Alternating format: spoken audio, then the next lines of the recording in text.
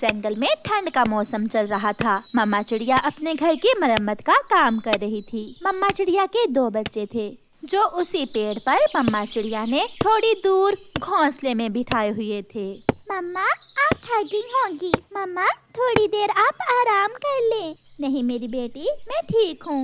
मम्मा भूख भी लगी है। बेटा बस थोड़ा सा काम और बाकी है, फिर मैं अपने बच्चों को दाना ला दूंगी। उड़ता हुआ कालू कौवा वहाँ आता है। उसके पास कुछ लकड़ियाँ थीं। चिड़िया चिड़िया, मैं ये लकड़ियाँ घर बनाने के लिए लाया था, मगर अब मैंने सोचा है कि घर बनाना तो बहुत मुश्किल काम है। मैं किसी पेड़ की खोखर में ही ठंड के दिन गुजार लूंगा। कौवे भैया बहुत मुश्किल होगी। मुझे कोई दिक्कत नहीं है चिड़िया, ये लकड़ियाँ तुम रख लो, मुझे अब इनकी जरूरत नहीं है। कौवा कुछ लकड़ियाँ वहाँ रखकर चला जाता है। चिड़िया को भी घर की छत पर लगाने के लिए कुछ लकड़ियों की जरूरत थी, इसलिए चिड़िया वो लकड़ियाँ अपने घर की छत पर लगा लेती है। चिड़िया का घर बन जाता है और चिड़िया अपने नए घर में अपने बच्चों को बिठाकर उनके लिए दाना लेने चली जाती है। चिड़िया, क्या आपका घर बन गया है? हाँ मिठू, मुझे कुछ लकड़ियों की जरूरत थी, वो कालू कौवा मुझे दे गया था। कालू कौवा वो तो बहुत आलसी है, वो कहाँ से तुम्हारी मदद करवाने आ गया? मदद नहीं मिठू, वो लकड़ियाँ अपना घर बनाने के लिए लाया था। बाद में उसका विचार बदल गया और अब वो पेड़ की खोखर में रहेगा। चिड़िया अपने बच्चों के लिए दाना लेकर चली जाती है। दूसरे दिन ठंड बढ़ने के साथ ही आसमान से बर्फ भी गिरने लगती है। कालू कौवे को अब टूटे हुए तिनकों के घोंसले में ठंड बहुत सता रही थी, इसलिए कालू कौवा पेड़ की खोखर में छुपने के लिए जाता है। वो पेड़ की खोखर में जाकर बैठ जाता है। यहाँ ठीक है, यहाँ ठंडी हवा भी नहीं है और गर्म भी है। कौवा अभी करवट बदल ही रहा था कि वहाँ एक नाग आ जाता है। कौवे, दुष्ट कौवे, इस खोखर में मेरा घर है, भाग जाओ यहाँ से, वरना मैं तुम्हें जान से मार दूंगा। नाग जी, गर्मियाँ थी जब से मैं इस खोखर पर नजर रखे हुए हूँ और अब तुम आगे अपना अधिकार जिताने। मैंने कहा तुम जाओ यहाँ से, मैं यहाँ कई दिनों से रह रहा हूँ। करता भी तो क्या, कौवा नाग से डरता हुआ वहाँ से चला जाता है। अब उसके दिमाग में एक शैतानी आती है। वो सीधा चिड़िया के घर के दरवाजे पर जाकर दस्तक देता है। कौवे भैया जल्दी से बताओ क्या बात है, बाहर तो बहुत ठंड है। चिड़िया, बहुत ठंड है इसलिए तो मैं यहाँ आया हूँ। वो ऐसा है कि तुम मुझे मेरी वो लकड़ियाँ वापस दे दो। ये सुनकर चिड़िया हैरान हो जाती है। क्या कहा कौवे? लकड़ियाँ वापस दे दो, जो लकड़ियाँ मैं तुम्हें देकर गया था वो तुम मुझे वापस दे दो। मगर कौवे, मैंने वो लकड़ियाँ अपने घर की छत में लगा ली। तो फिर अपने घर की छत मुझे दे दो। कौवे शर्म करो, घर की छत तुम्हें देकर मैं कहाँ जाऊंगी। चिड़िया, जो भी है मुझे मेरी लकड़ियाँ वापस लेनी है।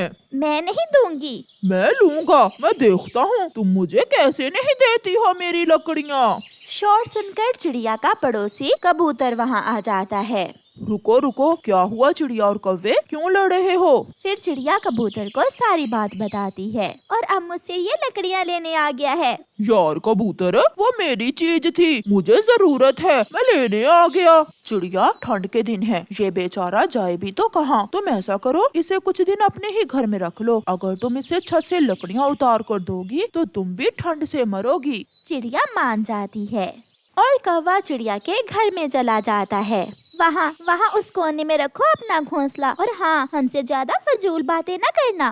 बच्चे बहुत हैरान होकर कालू कौवे को देख रहे थे। मुझे तो नींद आ रही है, मैं तो चला सोने। कौवा सो जाता है। दूसरे दिन जब कौवा उठता है तो चिड़िया घर में नहीं थी और उसके बच्चे दाना खा रहे थे। कौवे को भी जोरों की भूख लगी हुई थी। कौवा बच्चों के पास जाता है। बच्चों बच्चों, खेल खेलें? हाँ, खेलते हैं अंकल।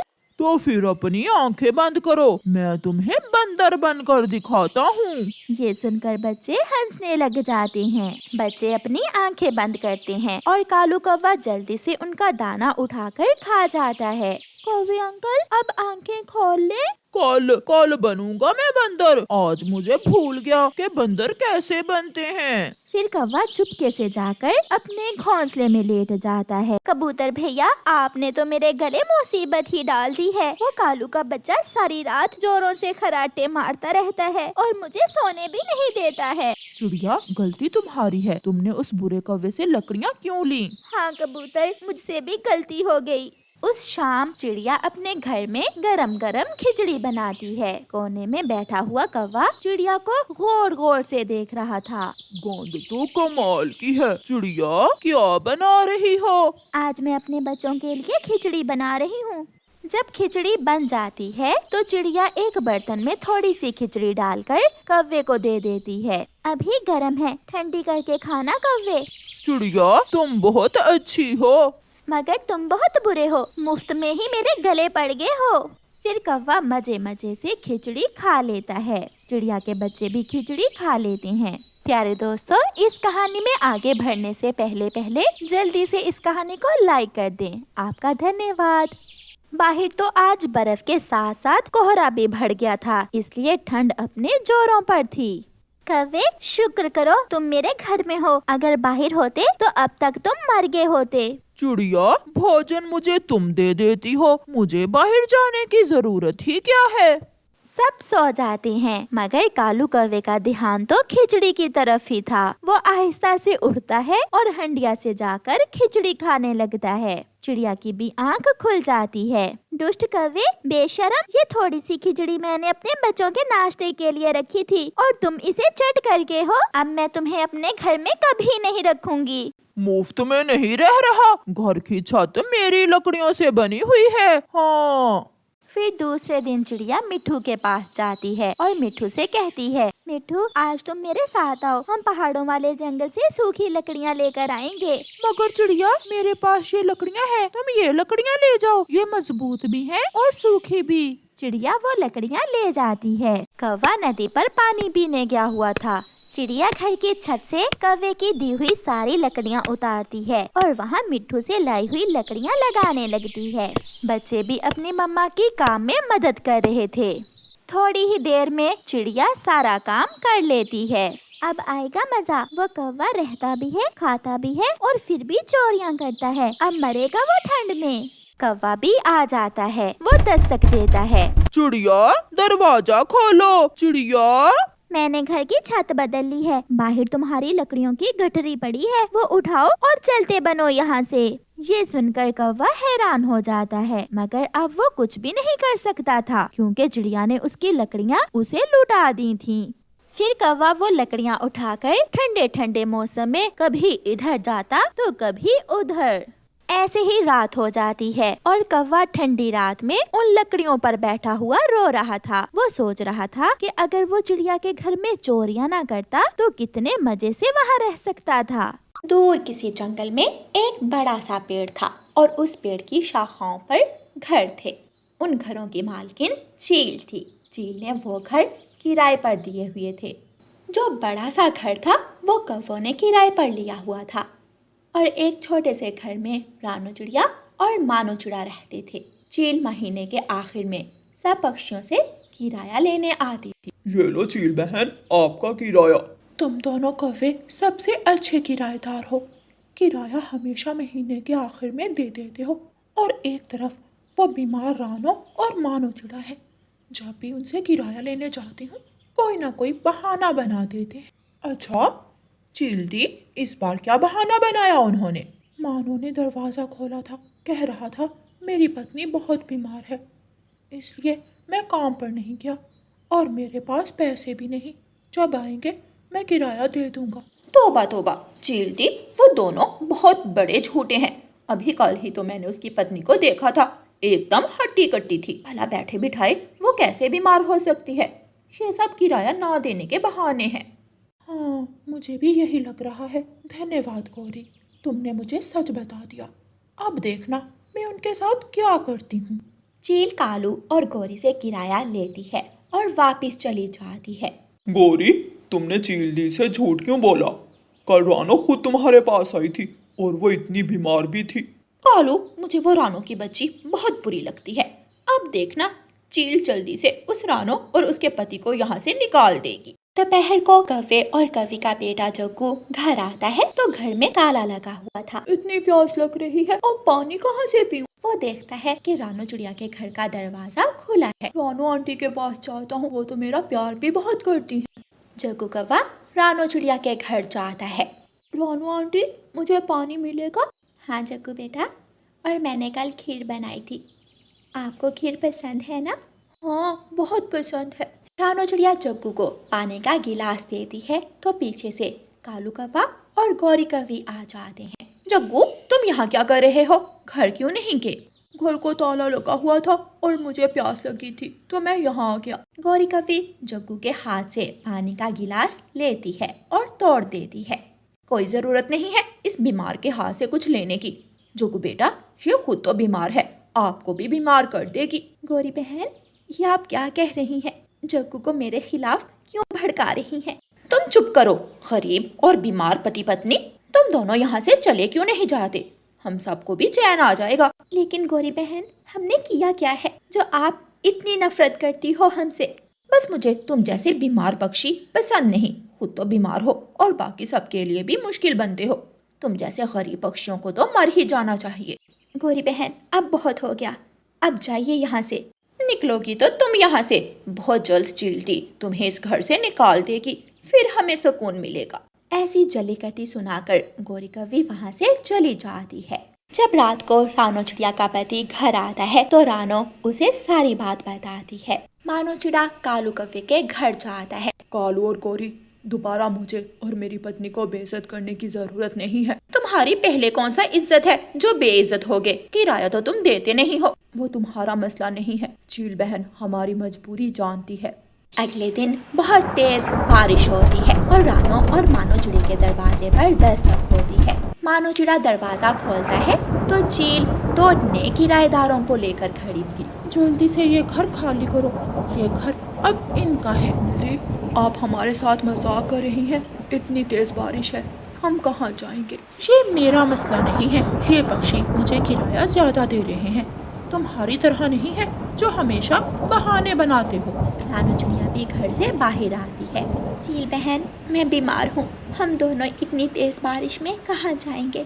मैं तो वैसे ही मर जाऊंगी। गौरी कवि भी अपने घर से बाहर निकलती है। चील दी, जल्दी निकालो इन दोनों को, आज ही निकालो, फिर हम भी अपना किराया ज्यादा देंगे। चील ये सुनकर खुश हो जाती है और दोनों रानो चिड़िया और उसके पति को धक्के मारकर अपने घर से बाहर निकाल देती है। दोनों पति पत्नी रोते हुए वहाँ से चले जाते हैं। वो दोनों दूसरे जंगल की तरफ निकल जाते हैं। रानो चिड़िया तो पहले ही बीमार थी। तेज बारिश की वजह से उसकी तबीयत और भी ज्यादा खराब हो जाती है। रानो, तुम्हें तो बहुत तेज बुखार है, तुम मत उड़ो, मैं देखता हूँ कि कहीं आसपास से कोई घोंसला मिल जाए। मानो चिड़ा घर ढूंढने चला जाता है। थोड़ी ही दूर उसे एक घर नजर आता है। वो उस घर के दरवाजे पर दस्तक देता है तो आगे से फाख्ता बाहर निकलती है। मेरी पत्नी बहुत बीमार है, इतनी तेज बारिश में हम कहीं उड़ भी नहीं सकते। क्या हम एक रात आपके घर गुजार सकते हैं? हाँ हाँ जरूर, चलिए मैं भी आपके साथ आपकी पत्नी को लेने जाती हूँ। फिर रानो चिड़िया और मानो फाख्ता के घर आ जाते हैं। आप दोनों को भूख लगी होगी। नहीं, हम आप पर और बोझ नहीं बनना चाहते। इसमें बोझ वाली क्या बात है? मैं यहाँ अकेले रहती हूँ, हमेशा बोर होती हूँ और अकेले खाने का मज़ा भी नहीं आता। आज मज़े से आपके साथ खाना खाऊंगी। फाख्ता उनके सामने खाना रखती है और वो सब खुशी खुशी खाना खाते हैं। दूसरी तरफ गौरी कवि रानो चिड़िया और उसके पति के निकलने पर बहुत खुश होती है। चील को उन दोनों को बहुत पहले ही निकाल देना चाहिए था। गौरी, वैसे उन दोनों के साथ हमने कुछ अच्छा नहीं किया। हमने तो सबका भला किया है। वो रानो जितनी बीमार थी, वो बीमारी तो यहाँ हर किसी को लग सकती थी। हमने तो सब पक्षियों को बचाया है। मम्मा, रानो आंटी मेरा बहुत प्यार करती थी। बेटा, वो प्यार करने का नाटक करती थी। वो तो तुम्हें पानी में कुछ मिला कर देने लगी थी। मैंने तुम्हें बचा लिया। वो दोनों इतनी तेज बारिश में कहाँ जिंदा रहे होंगे, मर गए होंगे अब तक तो। तभी एक तेज हवा का झोंका आता है। और गोरी और कालू कौवे का घर पेड़ से उखड़ता है और उनका घर पेड़ से नीचे गिरकर टूट जाता है। वो सब रोने लग जाते हैं। मेरा प्यारा घर, कालू जी, अब हम रात कैसे गुजारेंगे? मम्मा, आपने रानू आंटी का बेघर होने पर मजाक उड़ाया, अब देखा हमारा ही घर टूट गया। फिर गौरी कौवी बहुत पछताती है, मगर अब पछताने का कोई फायदा नहीं था। दूसरी तरफ फाख्ता रानू चिड़िया और उसके पति को अपने घर में ही रख लेती है और वो सब खुशी खुशी रहने लगते हैं। प्यारे दोस्तों, इस कहानी को लाइक, अपने दोस्तों के साथ शेयर और चैनल को सब्सक्राइब करना बिल्कुल मत भूलना। आपका धन्यवाद। जंगल में गर्मियों का मौसम चल रहा था। सख्त गर्मी के कारण सभी पेड़ पौधे सूख रहे थे। ऐसे मौसम में पक्षियों को भोजन की बहुत समस्या थी। पूरे जंगल में वही एक आम का बड़ा पेड़ था, जिस पर अब कुछ ही आम बचे थे। चिड़िया और मिट्ठू तोता भूखे थे। वो उड़ते हुए आम के उस बड़े पेड़ पर आकर बैठ जाते हैं। एक कौवी जिसका नाम गौरी कौवी था, वो पहले से ही वहाँ बैठी हुई थी। मिट्ठू और चिड़िया को देखकर कौवी उनसे कहती है, चिड़िया और तोते, मैं पहले आई हूँ। अब इस पेड़ पर आम बहुत थोड़े हैं और मैं ये आम किसी को खाने नहीं दूंगी। ऐसे कैसे तुम्हारे हैं आम? अभी 3 आम तो हैं पेड़ पर। हम सब एक एक आम ले लेते हैं। एक मेरा, एक मेरे कालू जी का और एक मेरे बेटे जग्गू का। मैं तो पहले ही ये आम बांट चुकी हूँ। तुम यहाँ से जा सकते हो। अगर नहीं जाना तो फिर मैं तो ये आम लेकर जा रही हूँ। फिर गौरी कौवी वो तीनों आम तोड़कर वहाँ से चली जाती है। चिड़िया और मिट्ठू तोता बैठे कौवी का मुंह देखते रह जाते हैं। चिड़िया रोने लग जाती है, मिट्ठू, मेरे बच्चे भूखे हैं। अगर भोजन ना मिला तो मैं अपने बच्चों के लिए क्या खाने को लेकर जाऊंगी। चिड़िया, यहाँ भूख से मरने से तो अच्छा है हम किसी दूसरे जंगल में चले जाते हैं। मिट्ठू और चिड़िया ऐसे बैठे बातें कर रहे थे कि उन्हें एक आवाज सुनाई देती है। चिड़िया और मिट्ठू, मैं बताता हूँ आपको भोजन कहाँ से मिलेगा। मिट्ठू भैया, ये आवाज कहाँ से आई है? चिड़िया, शायद ये आम का बड़ा पेड़ हमसे बात कर रहा है। फिर वो पेड़ के तने के पास आते हैं। वो सामने बड़े पहाड़ों की दूसरी तरफ एक गुफा है। उस गुफा में एक तरबूज की बेल है। आप वहाँ जाकर तरबूज खा लें। ये सुनकर चिड़िया और मिट्ठू बहुत खुश होते हैं। क्या हमें वहाँ से भोजन मिल जाएगा? हाँ, वो बेल कोई साधारण तरबूज की बेल नहीं है। आप उस बेल से जितने भी तरबूज तोड़ो वो तरबूज कम नहीं होंगे। आपका बहुत बहुत धन्यवाद आम के पेड़ जी, आपने हम गरीब पक्षियों की मदद की। फिर चिड़िया और मिट्ठू वहाँ से उड़ते हैं। वो दोनों सीधे पहाड़ों की दूसरी ओर जाते हैं। मिट्ठू, वो सामने है गुफा। फिर चिड़िया और मिट्ठू जल्दी से उस पुरानी गुफा में चले जाते हैं। उस गुफा में तो सच में एक बड़ी तरबूज की बेल थी, जिस पर बड़े बड़े पके हुए तरबूज लगे हुए थे। मिट्ठू, देखा, ऊपर वाले ने हमें भी भोजन दे दिया। अब हम सब पक्षी यहाँ से अपने लिए मीठे मीठे तरबूज ले जाया करेंगे। मैं आज ही जंगल जाकर दूसरे पक्षियों को भी बताऊंगा। फिर चिड़िया और मिट्ठू अपने लिए एक एक तरबूज तोड़ते हैं और अपने घर वापस चले जाते हैं। घर जाकर चिड़िया वो तरबूज काटकर अपने बच्चों को देती है। मम्मा, ऐसे सूखे मौसम में आपको ये तरबूज कैसे मिल गया? गुड़िया बेटी, हमें तरबूज की इस बेल का आम के बड़े पेड़ ने बताया है। अब कोई पक्षी भूखा नहीं सोएगा, सबको भोजन मिलेगा। मिट्ठू कबूतर और उसकी पत्नी को भी तरबूज की बेल का बता देता है। तो फिर कल हम सब इकट्ठे ही जाएंगे और अपना अपना भोजन ले लेंगे। गोरी कौवी भी अपने घर में बैठी अपने परिवार के साथ आम खा रही थी। जब मैं आम तोड़ने लगी तो वहाँ पर मिट्ठू और चिड़िया आ गए। 2-4 लगाकर भगाना था उन्हें वहाँ से। नहीं, मैंने उन्हें मारा तो नहीं, मगर मैं आम तोड़कर वहाँ से आ गई। गोरी, अब कल भोजन कहाँ से लेंगे? आम के बड़े पेड़ पर तो अब आम खत्म हो गए हैं। दूसरे पक्षियों के पीछे पीछे जाएंगे, जहाँ से वो भोजन लेंगे वहीं से हम ले लेंगे। मम्मा, आम बहुत मीठा है, कल भी मेरे लिए कोई मीठा फल ही लेकर आना। ऐसे ही सुबह हो जाती है। सब पक्षी पीपल के बड़े पेड़ पर इकट्ठे हो जाते हैं। कोई भी पक्षी उन दुष्ट कौवों को उस जादुई बेल का ना बताए। अगर उन्हें पता चल गया तो वो कोई ना कोई उल्टा सीधा काम करेंगे। फिर वो सब वहाँ से उड़ जाते हैं और गुफा की तरफ जाते हैं। कौवा और कौवी तो पेड़ के पीछे छुपे उनकी सारी बातें सुन रहे थे।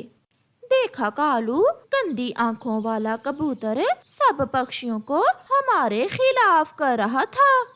और वो मिट्ठू भी तो टें टें कर रहा था। चलो अब जल्दी से उनके पीछे जाकर देखते हैं कि वो सब कहाँ गए हैं। ऐसे वो दुष्ट कौवे दूसरे पक्षियों के पीछे पीछे उड़ते हैं। चिड़िया, अब तो बरसात होने तक हमें यहाँ से भोजन मिलता रहेगा। कबूतर, ये तरबूज बहुत मीठे हैं, चलो अब जल्दी से तरबूज लेकर यहाँ से जाएं, कहीं वो कौवे ना हमें देख लें। अगर उन्हें पता चल गया तो वो हमें तो यहाँ से भोजन लेने भी नहीं देंगे। फिर वो सब अपना अपना तरबूज तोड़ते हैं और वहाँ से चले जाते हैं। जैसे ही सब पक्षी वहाँ से जाते हैं, कौवा और कौवी भी गुफा में पहुँच जाते हैं। गोरी, मिल गया, हमें तो बड़ा खजाना मिल गया। देखो कैसे बड़े बड़े तरबूज लगे हुए हैं। अब मुझे पता चला वो चातर पक्षी हमसे क्या छुपा रहे थे। कालू, हम ऐसा करते हैं कि ये सारे ही तरबूज तोड़कर ले जाते हैं और फिर बाकी के पक्षी भूखे मरेंगे और हम मजे मजे से तरबूज खाएंगे। गोरी, तुम ये तरबूज तोड़ो और मैं ये तरबूज इन बोरियों में भरता हूँ। फिर कौवा और कौवी उस जादुई बेल से तरबूज तोड़ तोड़ कर 2 बोरियां भर लेते हैं। कालू, बोझ ज्यादा है, मुझसे तो उठा नहीं होगा। तुम यहीं बैठो और मैं ये बोरियां घर छोड़कर आता हूँ। फिर कालू कौवा तरबूज की बोरी अपने ऊपर रखकर जैसे ही उड़ने लगता है तो वो बोरी गिर जाती है। गोरी, ये तो बहुत मुश्किल काम है। कालू, आइडिया, मैं ये बोरी तुम्हारे ऊपर रखकर रस्सी से बांध देती हूँ। हाँ, ये ठीक है। फिर वो ऐसा ही करते हैं। कालू कौवे की पत्नी गोरी कौवी एक बोरी तरबूज से भरी हुई कालू कौवे के ऊपर रखकर बांध देती है और कौवा वहाँ से उड़ता है। बोझ ज्यादा था, इसलिए कौवा कभी नीचे आता तो कभी ऊपर जाता। वो बहुत मुश्किल से उड़ते हुए जब नदी पर पहुंचता है तो बोझ ज्यादा होने के कारण वो नदी में गिर जाता है और तरबूज के साथ साथ वो भी डूब जाता है। बुलबुल दूर एक पेड़ पर बैठी ये सब देख रही थी। वो भागकर मिट्ठू को बताती है। तो वो कौवे पुरानी गुफा तक पहुंची गए। मुझे जल्दी से जाकर उसकी पत्नी को बताना होगा। मिठू पुरानी गुफा की तरफ भागता है और गौरी कौवी से जाकर कहता है, गौरी, तुम्हारे लालच ने तुम्हारे पति की जान ले ली है। ये सुनकर गौरी हैरान हो जाती है। नहीं मिठू, मेरा कालू तो घर तरबूज छोड़ने गया है। बोझ ज्यादा होने के कारण कालू कौवा नदी में डूबकर मर गया है। ये सुनकर गौरी रोती हुई वहाँ से भागती है, मगर अब पछताने का क्या फायदा जब चिड़ियाँ चुग गईं खेत।